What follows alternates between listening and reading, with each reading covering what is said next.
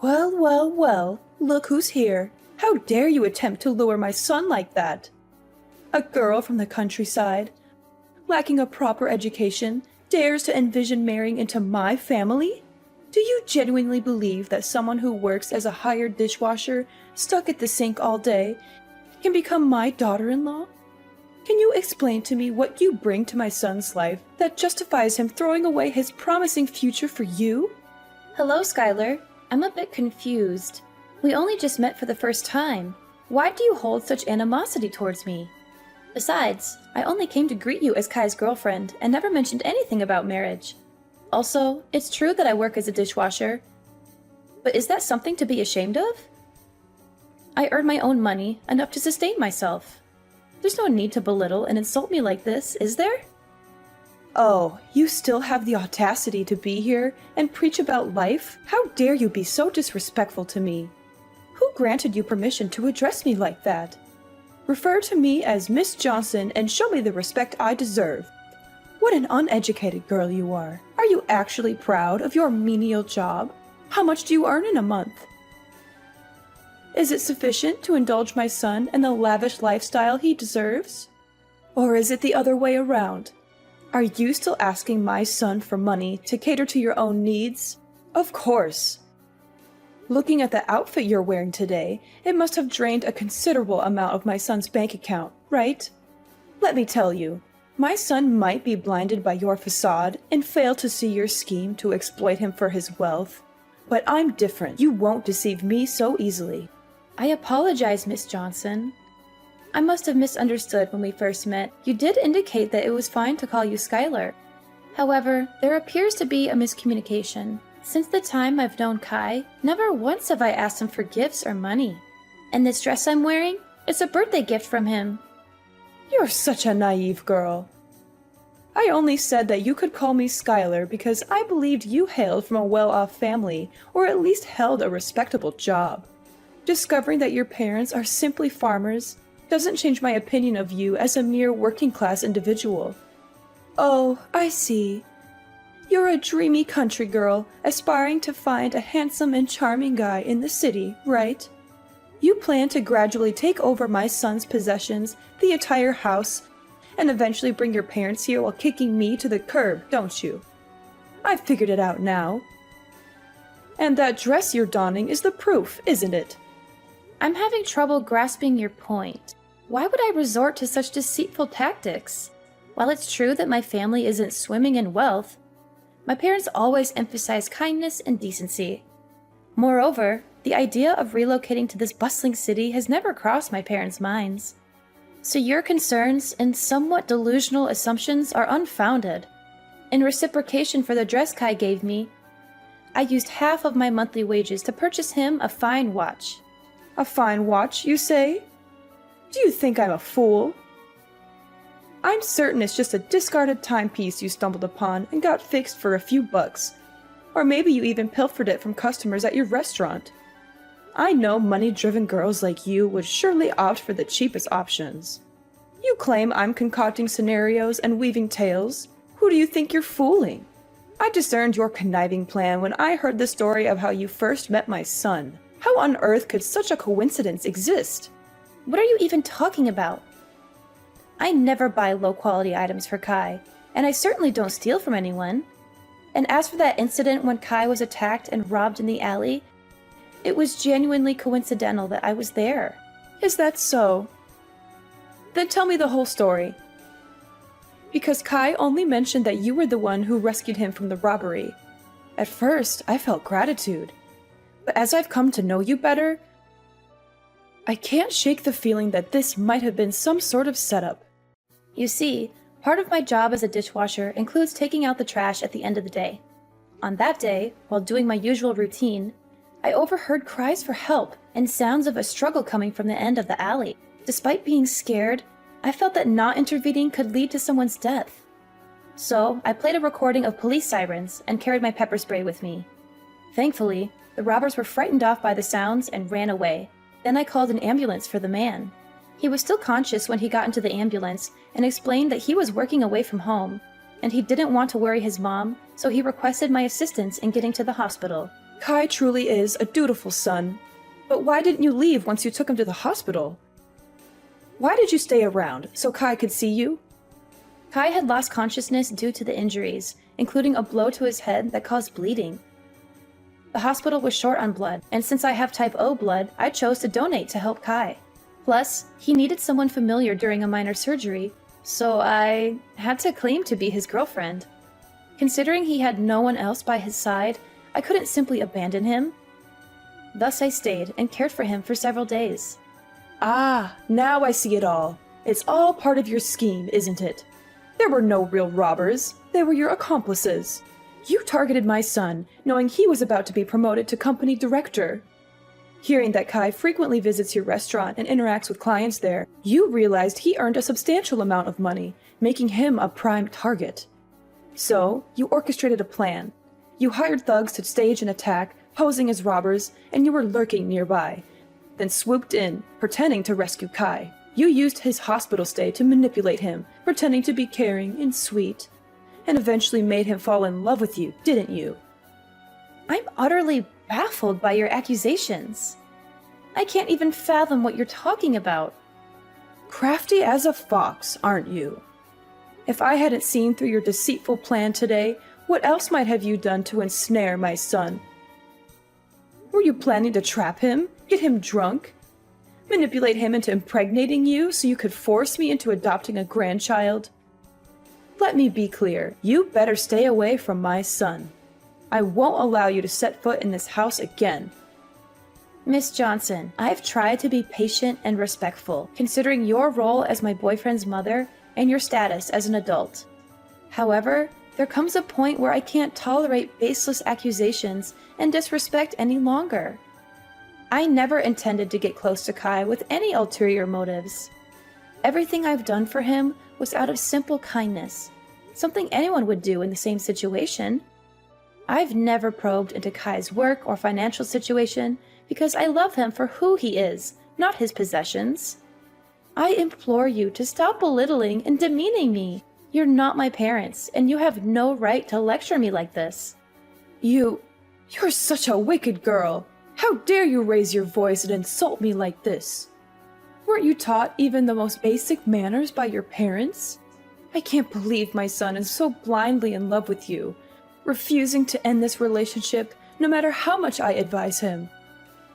So, I suppose I'll have to pay a visit to your parents and ensure they properly re-educate their daughter. You really shouldn't speak so ill of my parents, especially when you're acting just as uncultured. If you want Kai and me to end things, have that conversation with your son. Don't bother me any longer. While I do love Kai deeply, enduring this baseless slander isn't worth it. I'd rather forsake love than endure this unjust insult. Ah, now I see. How foolish of me. How could I expect someone as money-driven as you to relinquish your dreams of wealth? Well then, let's try a different approach. Let's both take a step back. I'll give you a sum of $20,000, and in return, you'll break up with my son and go find another affluent man to latch onto. Think about it. The current situation is tense for both of us, right? My son will be irritated and resentful that I'm thwarting his so-called true love, while you won't manage to secure any of this family's assets because I'll make sure they're kept out of reach, via salaries and property ownership papers. So, why don't we strike a deal and find the best path forward? Isn't $20,000 a generous offer? Just imagine how many dishes you'd need to wash to earn that much money. Have you even read any of my previous messages? Why do you always assume that girls like me from the countryside move to the city just to snag a wealthy husband? Do you believe money can manipulate me? I'm not passing judgment on you, just speaking the plain truth. Come on, what's holding you back? Or are you suggesting this sum isn't sufficient? You certainly know how to put a price on things. Very well, let's consider this. You're also the one who saved my son's life. Would $20,100 suffice? Frankly, that's already quite excessive. I can't possibly increase the offer. Your attempts to manipulate the situation won't succeed either. Kai and I share a genuine connection that transcends materialistic notions. I refuse to let your misconceptions taint our relationship. If you truly care about your son's happiness, try to understand him and his choices rather than trying to control his life through money. Oh, spare me the self-righteousness. It's clear you're more interested in my son's wealth than you'd like to admit. My offer is more than generous, considering your background. You're playing hard to get, but remember, my patience isn't endless. I won't stand by and watch my son get manipulated and deceived by someone like you. This is your chance to secure a comfortable future for yourself, and all you have to do is walk away. If you're feeling shy about it, consider it a gesture of appreciation for the time you spent looking after Kai. I have no reason to be shy, nor do I need your money. My actions were driven by care for Kai, not some ulterior motive. Your assumptions about my intentions are both offensive and baseless. Oh, come on now. No need to put up a front. If you're too proud to accept it as payment, think of it as a token of gratitude for taking care of my son during his time of need. If you insist on this, fine. I'll accept your thanks and consider it a sign of your acknowledgement for what I did for Kai. Haha, that's a great choice. I hope we'll never meet each other again. Edna, oh my dear girl, why haven't you visited me all week? You have no idea how much I've been looking forward to seeing you again. Miss Johnson, why are you suddenly getting in touch? Didn't you make it clear the last time that you wanted me to stay away and not contact you? This change in attitude is surprising. Oh, come on. Why the formalities? Miss Johnson? Aren't we much closer than that? Call me Skylar. No, wait. Even better. Call me your mother-in-law, my lovely daughter-in-law. Over the past week, I've been reflecting a lot on how I misjudged you. I've heard stories about your kindness from Kai, and he's quite upset with me for the way I treated you. After much consideration, I realized that you're the daughter-in-law I've always wanted. Miss Johnson, are you being sincere? I'm finding it a bit hard to believe all of this so suddenly. Edna, Skylar, please. If you keep up with the formalities, I might just get mad at you. All right, Skylar. But what's the reason behind contacting me today? Well, I heard Kai mention that you're still renting a place, right? The thought worries me. Coming home late from work and being alone, isn't that risky? There are potential dangers, and you never know who might be lurking around. Or, have you considered moving in with us? I mean, I do have a spare bedroom. If you come here, I can take care of you, cook for you, and Kai can help with transportation to work. It's true that living alone can be a bit unnerving sometimes, but on the flip side, I feel a sense of independence. Moving into your house might not be the best move, especially since we're still relatively new to each other. And didn't you previously worry about me trying to take advantage of your family's wealth? Why the sudden change? Haven't I explained that already? I truly see you as my daughter-in-law. You know, Kai is my only son, and I always wished for a daughter-in-law I could love like my own. From the moment I met you, I felt a connection. I must admit, the tough act I put on was just a test, to see if you'd prioritize money over my son. But now, I'm convinced you're a wonderful girl, a perfect match for my son. And remember, sooner or later we'll all be one family, so there's no need to be shy. I still sense some uncertainty in all this. Edna, let's put aside what I said before. It's something all mothers do, just a protective measure to ensure their child's happiness. Trust me, Edna, and don't worry about my earlier words. Move in with us, with me and Kai. Do you know how much it pained me to notice calluses and roughness on your hands when I touched them? Living on your own, you might not be taking the best care of yourself, right? Besides, you've mentioned your love for Kai before. Wouldn't you want a more committed relationship with my son? Skylar, I appreciate your apparent change of heart and your offer, but I must admit, this sudden shift in attitude raises some suspicions. I need time to process everything. Don't be so cautious, dear. This is an opportunity for you to secure a better life. You'll be embraced wholeheartedly into the family. Now, on to another matter. You've won a fortune, Edna. What are you still doing, toiling away at your job? Why not indulge in the luxury your winnings can offer? Hold on, what are you talking about? What winnings? Stop the act. I'm not in the dark anymore. I overheard Kai talking to you yesterday. About the lottery. You won, didn't you? Ah, that's what this is about. Yes, it's true. I won the lottery. I knew it! I had a hunch about your potential. And you snagged the jackpot. Let's see. Over $100 million. Even after taxes, you're left with around $60 million. Am I right?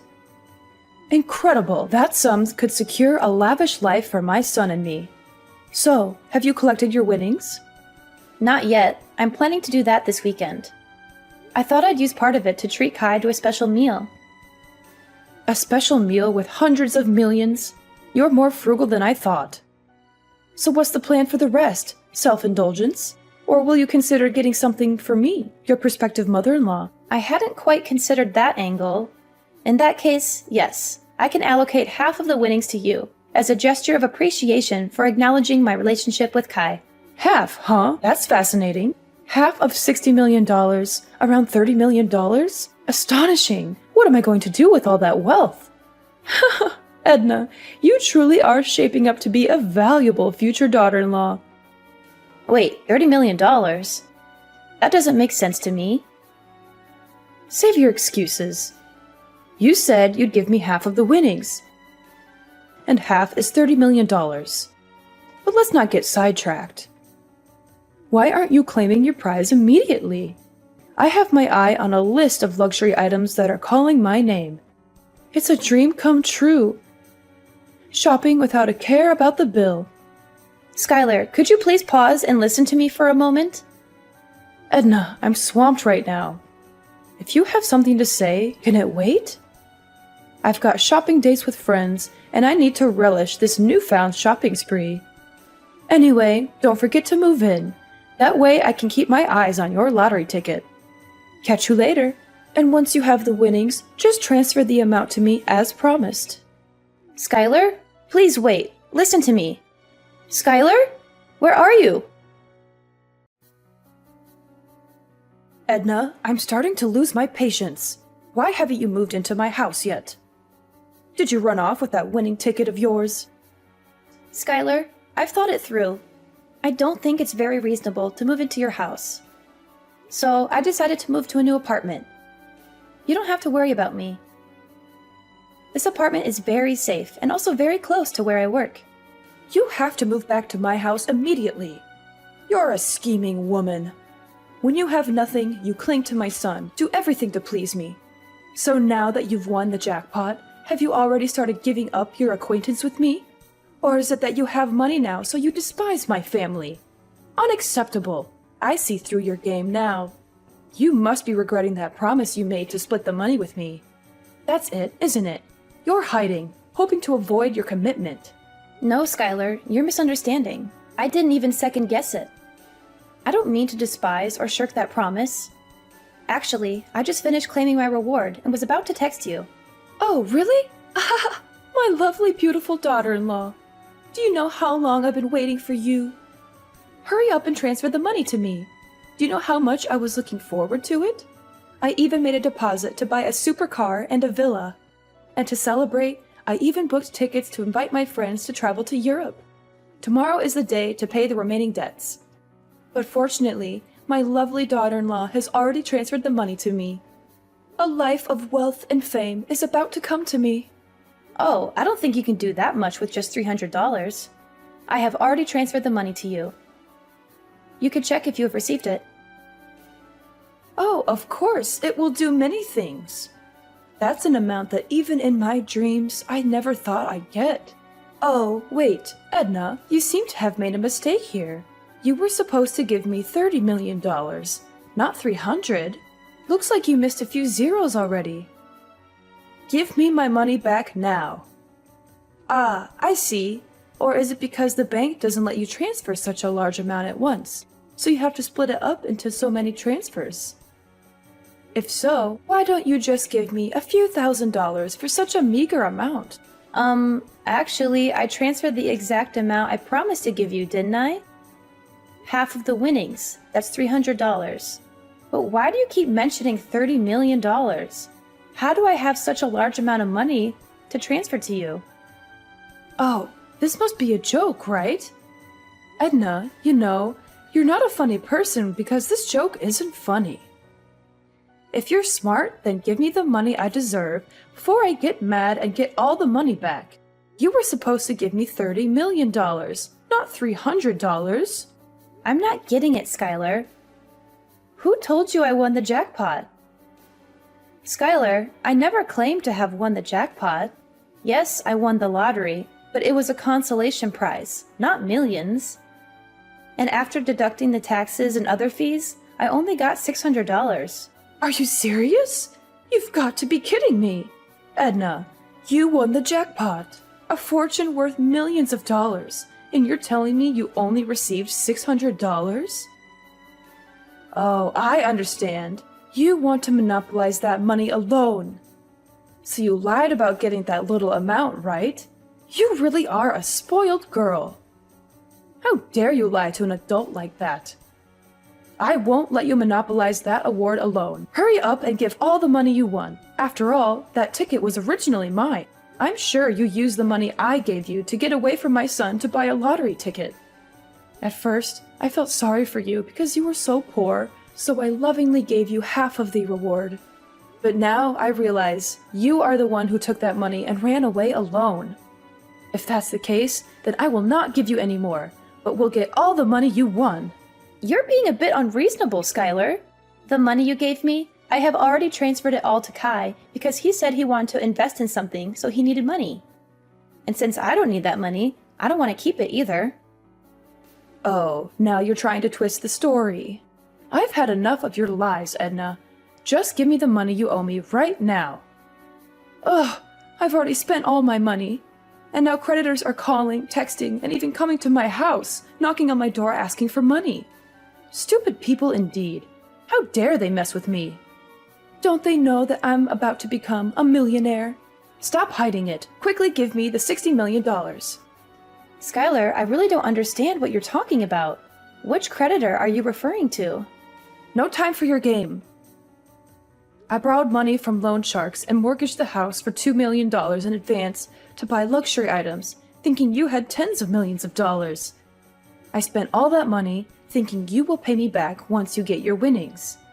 Now debt collectors are after me, and I need that money immediately. Oh no, they're knocking on my door. They're forcing me out of the house because now this house belongs to them? Wait, what? Loan sharks? Mortgaging the house? $2 million? Skylar, this is more serious than I thought. Quickly, give me $2 million so I can pay them off. They look really tough with lots of tattoos and angry faces. Debt collectors are even starting to break down the door. Oh no, this is completely your fault. You must be responsible for paying off all this debt for me. Skylar, I never knew anything about this. I thought we were discussing splitting the winnings, not these debts. I never said I'd give you a few $1,000,000 or anything like that. I never said I won the jackpot, did I? And I certainly didn't ask you to spend money on frivolous things. It's all because of your own illusions. So this is completely your fault, not mine. You should be responsible for your own thoughtless actions. But if they're breaking into your house, why don't you call the police? How can you deny the whole responsibility like that? Why didn't you make it clear to me from the beginning, but be vague and make me misunderstand? Why didn't you stop me when you heard me talk about buying so many things? I understand. It's all your trap. You made me spend all my family money and debt because you know you won't get another chance to take over my family's property. So you made me bankrupt myself. You really are a cunning woman. How can I call the police? Because they have a promissory note that I signed myself. And there's a clause in it that if I don't pay on time, this house will belong to the creditor. Besides, if I call the police, won't the neighbors know about this embarrassing thing? No, that would ruin my reputation. Edna, I don't have time to talk bullshit like this. The creditor is breathing down my neck. I need that money now. Don't you dare call me names, Skylar. I won't take responsibility for your mistakes. You took advantage of me just like you thought I was using you. You have no idea what responsibility means, do you? Now you're drowning in your own mess, and you expect me to bail you out? You're delusional. Edna, please, I'm begging you. I'm trapped in a nightmare of my own making. If Kai finds out about this, he'll never forgive me. He'll hate me forever. I don't have any money left. I've squandered it all. I don't know what to do. The debt collectors are relentless, and I'm drowning in this mess. Skylar, you brought this upon yourself. You manipulated and deceived me. And now you expect me to rescue you from your own recklessness? Why should I help you after everything you've done? I know I don't deserve your help, Edna, but I'm out of options. If you pay off this debt, I promise I'll make things right. Please help me. I'll accept you as my daughter-in-law. I'll change. I'll become a better person. Please, Edna, give me a chance to fix this mess I've created. Skylar, I understand you're in a difficult situation, but I can't take responsibility for a debt that you owe to someone else. This is a situation of your own making, and it's not my place to fix it for you. You need to face the consequences of your actions and find a way to resolve this on your own. Skylar, I've already made my decision. I don't intend to be your daughter-in-law. Our interactions have shown me that our relationship wouldn't be healthy. Your constant criticism, disrespect, and attempts to manipulate me are not qualities I want in a mother-in-law. Edna, please! I'm terrified right now. Debt collectors are at my door and they're looking for me. I'm hiding under the bed as I'm texting you. They're demanding the money and I don't know what to do. I'm scared for my life, Edna. Please, you're the only one I can turn to. In a desperate attempt to help Skylar, I made the difficult decision to call the police. Despite the risk, I believed it was the right thing to do to ensure her safety. However, as the police intervened and the situation was diffused, Skylar's reaction was far from what I had expected. Instead of gratitude, her words were laced with anger and blame, as if I had betrayed her in some way. Kai, who had been informed of the unfolding drama, was disheartened to learn the truth about his mother's actions. He was furious, not only about the financial mess she had gotten herself into, but also about the years of mistreatment and insults she had directed at me. The realization hit him hard, and he chose to distance himself from his mother, leaving the house and cutting off contact. Skylar's pleas to Kai for help fell on deaf ears. The bond between mother and son was irreparably shattered by her actions. As time passed, the weight of her financial troubles grew heavier. She lost her house and all remaining possessions, a harsh consequence of her reckless decisions and refusal to take responsibility. On the other side of the spectrum, my relationship with Kai flourished. The truth had brought us closer, and his unwavering support was a testament to the strength of our connection. We faced challenges head-on, communicating openly and honestly about our feelings, doubts, and fears. Maybe we weren't swimming in dough, but our love bank was full. Kai stuck by me like glue, and we faced life's curveballs together. Days turned into years, and we kept on chugging. We learned that love's not about luxury, it's about being there for each other. Our story turned into this epic of ups and downs, learning to stand our ground, and most of all, realizing that love's the real deal. So, what's the takeaway from this roller coaster? Well, life's like a box of chocolates. You never know what you're gonna get. But sticking together through thick and thin,